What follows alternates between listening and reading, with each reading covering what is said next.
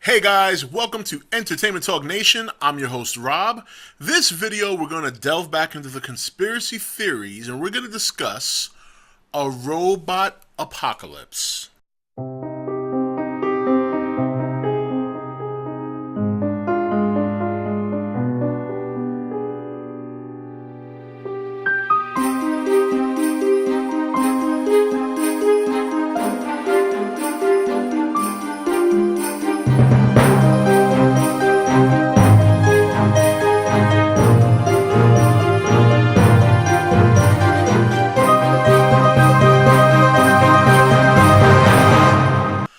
Okay guys, welcome back. So, robot apocalypse. Now this is an interesting topic because this is something that I feel personally that is probably fairly likely to happen when you consider it versus other apocalypses that people seem to go nuts over for whatever reason. But this one definitely has a lot more water to hold in its cup.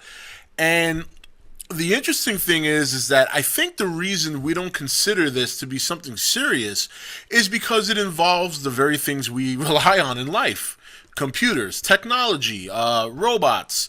It all falls under the same roof. You know, when you pick up your iPhone and you ask Siri to tell you the weather, or when you ask Siri, you know, whatever question you may ask her, and she gives you a fairly intelligent answer, that right there is a nice indication of early stages of artificial intelligence.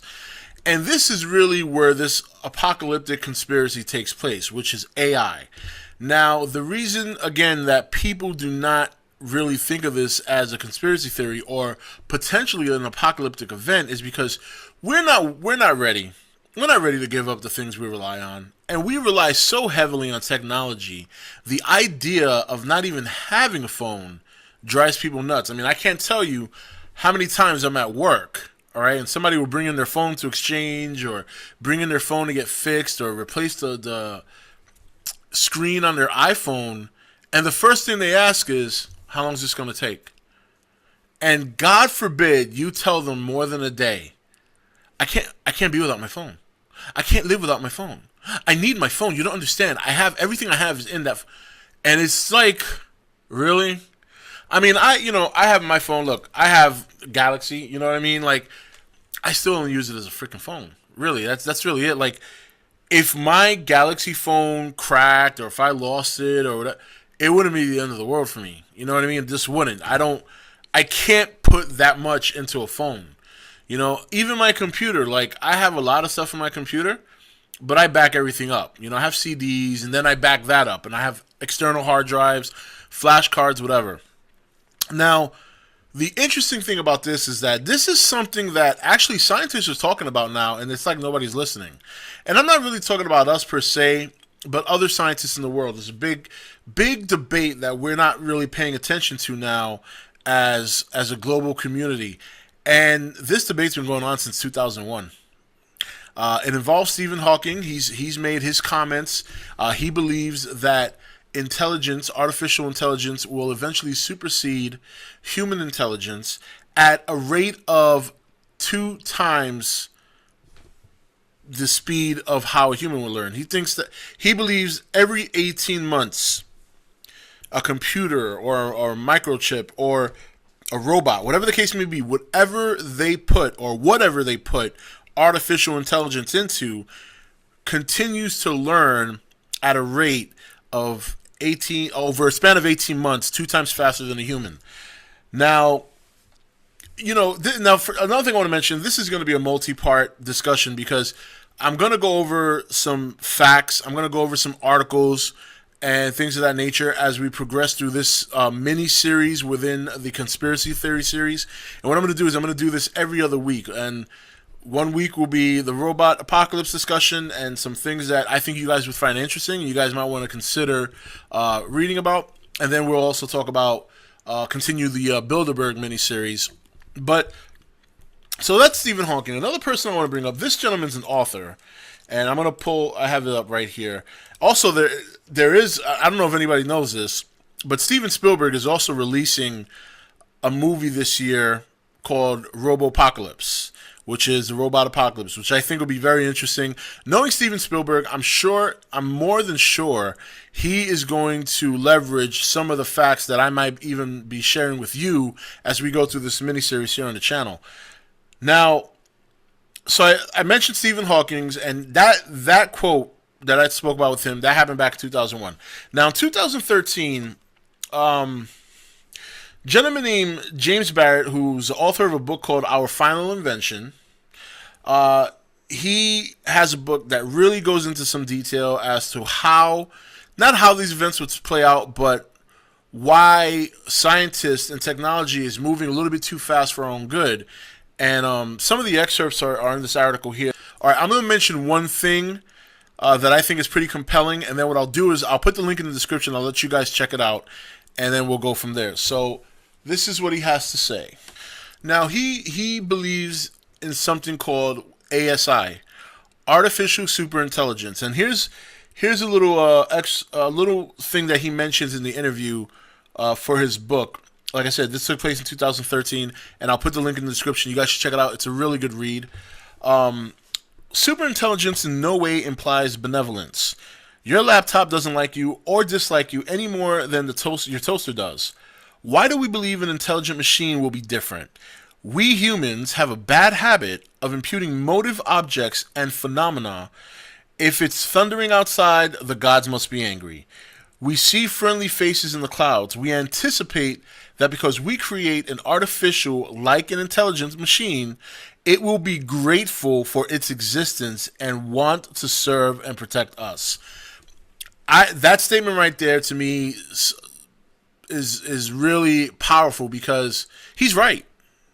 He's right. If artificial intelligence got to the point where it could outthink us, outwit us, and basically outperform us in every mental facet, why would it need us?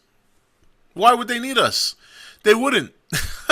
And when you consider the rate at which a computer learns, like Stephen Hawking was talking about, and I'll also put that article in the description, and when you consider that any machine, even now, the most simplest primitive machine can computate mathematical equations faster than we could ever. We would need in fact, we rely on machines to do mathematical equations for us. When you bring a calculator to school.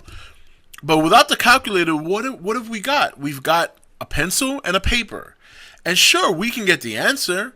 We can jot it down and really get into the meat and potatoes of the equation and come out with the answer. By the time we're done, they'd be working on the fourth or fifth question. The computer would be. So, you guys for the most part know me. I'm always 6 to 1, half a dozen to the other. I'll start in the middle, and then I'll meet my way in one direction or the other based on evidence, based on the research and the sources. This is something that I think is worth kind of, I don't want to say worry right now because we're not there yet, but it's close enough, and mentions it in this article. This gentleman talks about, or refers rather, he refers to a scientist who believes that by the year 2032, I believe it was, by the year 2032, we would see machines that would far outperform by 20 times what we experience today. And they would be very intelligent, and he believes that, that's around the time you can start seeing it begin. So very, very interesting stuff. And again, I tell you guys, and I like to keep these videos short. This is going on 9 minutes already. This is why I said this is going to be multiple parts. When you consider, the speed and the way machines perform, when you take into consideration how many machines have taken over the jobs of regular human, it's right in front of us. The problem is that we're so reliant on the technology. Many of us are doing this. We're doing this. We're talking and texting. We embrace the technology, which is not a bad. I'm not against technology. You guys know that. Some of you have seen my computer building videos, and I love computers and I love gadgets. I think my point here is My concern is that because we are a very arrogant race, and we are, let's face it, that's just the truth. We're not going to know when to stop. We're not going to know when to tell ourselves, all right, you know what? We've got great stuff. There's no need to go there yet. And if this kind of stuff is concerning some pretty notable people in the world of science and technology, I think it's something that we probably need to consider. But anyway, guys, that is it for this video. We're definitely going to talk more about this. This is not over for this series. Mini-series Robopocalypse will be alternating weeks with the Bilderberg series that I've been working on. We're going to get back into that next week. And then every subsequent week, we'll do one and one until we are finished. But for now, I'm going to leave you with these two articles for you guys to check out. I also want to hear you guys' thoughts on the potential of a robopocalypse in a scenario where artificial intelligence grows to such an extent that it outthinks us and starts to take over. It's something that we used to think about that was only in science fiction. And now it looks like it could potentially become science fact, and I want to hear you guys' thoughts on that.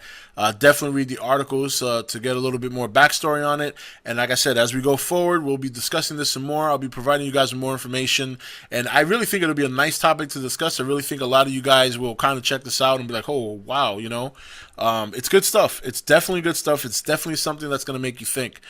Anyway, guys, this is Rob signing off for E.T.N, where we don't do the news, we just talk entertainment. Take it easy.